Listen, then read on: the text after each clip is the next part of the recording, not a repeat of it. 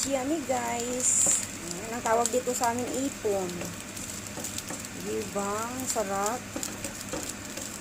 Ayan.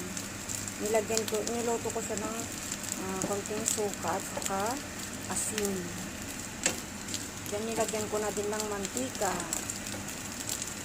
Ayan, ulamin natin with sibuyas and onion. Sibuyas and tomato. Diba guys? Yummy.